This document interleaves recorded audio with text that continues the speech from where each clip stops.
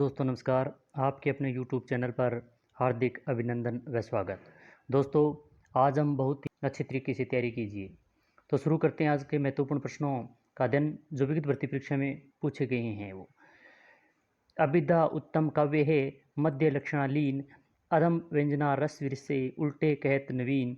इस पंक्ति के रचनाकार कौन है? ये बहुत बार भर्ती परीक्षा में पूछा गया प्रश्न है। तो इसके सही ये उत्तर होगा इसका देव ने यह पंक्ति लिखी थी। यह यूपीएससी जीडीसी 2021, यूकेपीएससी लेक्चरर 2020 में, आरपीएससी असिस्टेंट प्रोफेसर 2020 में, या फिर यूपी पीजीटी में भी इन सभी भर्ती परीक्षाओं में ये प्रश्न आया हुआ है। आगे वाला प्रश्न देखें। आचार्य रामचंद्र शुक्ल ने रीतिकाल का आरंभ माना। तो कवि चिंतामणि त्रिपाठी से आचार्य रामचंद्र शुक्ल ने रीतिकाल का समय माना है। भर्ती परीक्षाओं में आया हुआ है, जैसे यूपी पीएससी, यूकेपीएससी में और डीएसएसबी में, राजस्थान कॉलेज लेक्चर भर्ती में, जीआईसी में, प्रवक्ता में, यूपी टेट में आदि बहुत भर्ती परीक्षा में ये प्रश्न आया हुआ है। आगे वाला प्रश्न देखें। तो वह कवि जिसके आश्रयदाता महाराजा शिवाजी व 36 साल बुंदेला थे। तो वह थे भूषण कवि थे जिनके आश्रयदाता महाराज शिवाजी व 36 साल बुंदेला थे। आगे वाला प्रश्न देखें। तो सैनी कजल चस जस लगन उपजो सुदिन सुनहे, क्यों न नृपति होवे भगवे लहे सुदे सबू देहूँ। बिहारी की उपयुक्त दोहे में उनकी बहुज्ञता का खालिस्तान पक्ष प्रकट हुआ है। तो ज्योतिष ज्ञान का जो पक्ष है वो प्रकट हुआ है। यह परीक्षाओं में पूछा गया है, आगे भी आने की संभावना है। आगे वाला प्रश्न है। बिहारी का गागर में सागर भरने का जो गुण इतना प्रसिद्ध है, वह बहुत कुछ रूढ़ि की स्थापना से ही संभव हुआ है। यह कथन आचार्य रामचंद्र शुक्ल का है। आगे वाला प्रश्न है। रसवंत कवित्व को रस ज्यों अखरान के ऊपर ही छिलके, उक्त पंक्ति के रचयिता हैं। तो उक्त पंक्ति के रचयिता है वह चिंतामणि द्वारा रचित यह पंक्ति है। रीति काव्यधारा के कवि बोधा की कृति है। तो विरह वारिस जो परीक्षा दृष्टि से बहुत महत्वपूर्ण है।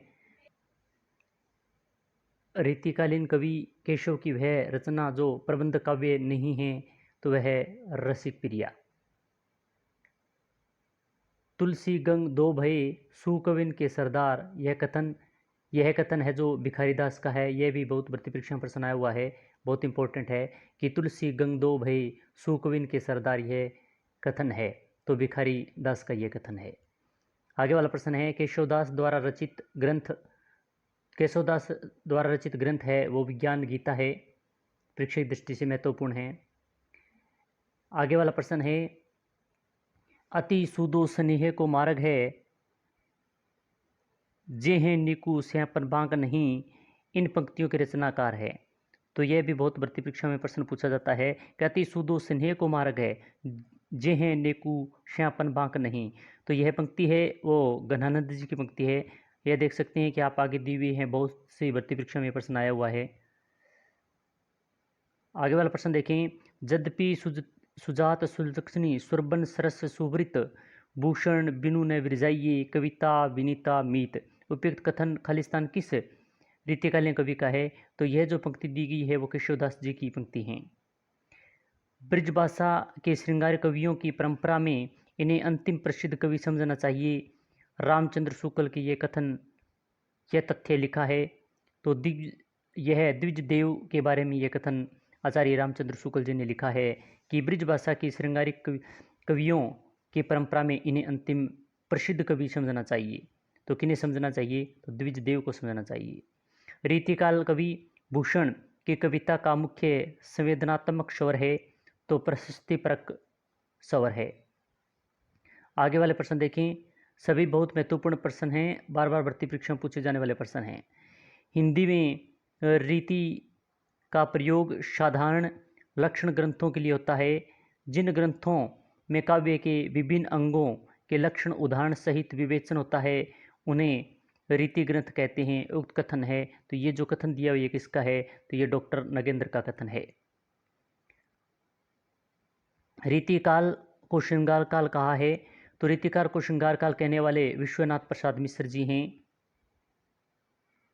आगे वाला प्रश्न देखें, तो भिखारी दास की रचनाएं हैं, तो भिखारी दास की रचनाएं देखें तो काव्य निर्णय है, रस सारंग है और छंदो वर्ण पिंगल है। आरपीएससी असिस्टेंट प्रोफेसर 2020 में ये प्रश्न आया था। देवकृत सुख सागर तरंग को नायिका भेद का एक विश्वकोश समझना चाहिए, उक्त कथन किसका है? यानी देवकृत सुख सागर तरंग को नायिका भेद का एक विश्वकोश समझना चाहिए, उक्त कथन है, तो ये कथन है डॉक्टर नगेंद्र का है।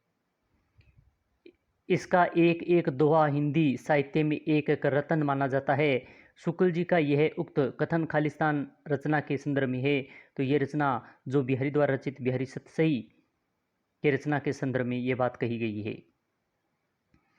प्रेम की पीर या इश्क का दर्द इनके एक एक वाक्य में भरा पाया जाता है, आचार्य शुक्ल का यह कथन है, तो आलम के संदर्भ में ये कथन कहा गया है।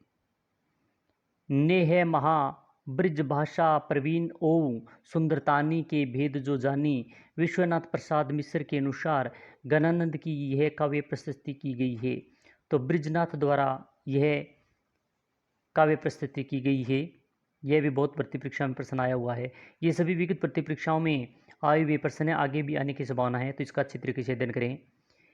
इनका सा अर्थ सौष्ठव और नवोन्मेष बिरले की ही कविताओं में मिलता है। रीतिकाल के कवियों में ये बड़े ही प्रगल्भ और प्रतिभा संपन्न कवि थे। शुक्ल जी का उक्त मत खालिस्तान कवि के विषय में है, तो यह जो शुक्ल जी ने मत कहा है वो देव के बारे में कहा है। RPC assistant professor 2020 second paper में आया हुआ था। राजस्थान कॉलेज लेक्चरर भर्ती परीक्षा जो 2014 में थी, इसमें भी ये प्रश्न आया हुआ है। आगे को कवि रिझइये तो कविताई ने तो राधिका कन्हाई सुमरिन को बतानी है। ये उक्त जो यह काव्यांश की रचना है, ये भिखारीदास जी की है। प्रबंधात्मक रचना है हिम्मत बहादुर विरदावली, जो एक प्रबंधात्मक रचना है। विज्ञान गीता के रचनाकार हैं, तो विज्ञान गीता के रचनाकार है वो के वह ग्रंथ जो मात्र अलंकार निरूपक नहीं है वह बताना है, तो इनमें से कवि कुल कल्पतरु जो है वह ग्रंथ जो मात्र अलंकार निरूपक ग्रंथ नहीं है। वह रचना जो मात्र पिंगल या छंद निरूपक है। वृत्त विचार है जो रचना है जो मात्र पिंगल व छंद निरूपक है। सर्वांग या फिर विदित काव्यांग विवेचन आचार्य नहीं हैं, तो तोष कवि हैं वो सर्वांग व विविध काव्यांग विवेचक आचार्य नहीं हैं। तो आज हमने महत्वपूर्ण प्रश्नों का अध्ययन किया। क्लास कैसी लगी अवश्य बताएं, लाइक करें, शेयर करें, सब्सक्राइब करें, साथ में बेल आइकन दबा लेना, क्योंकि किसी प्रकार की अन्य क्लास का नोटिफिकेशन आपको मिल सके और आप अपनी तैयारी अच्छी तरीके से कर सकें। जय हिंद, जय भारत।